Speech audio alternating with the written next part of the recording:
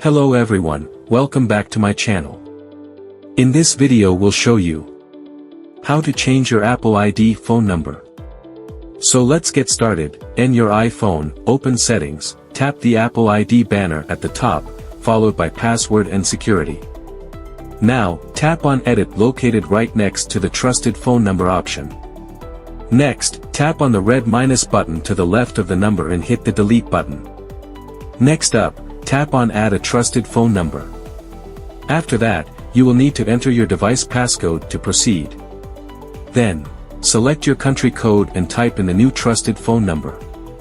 Finally, verify your phone number using either a text message or a phone call, depending on your convenience. Your trusted phone number will then be updated in your Apple ID. So, that's all for today. And I hope you liked the video. Don't forget to like, share, and subscribe.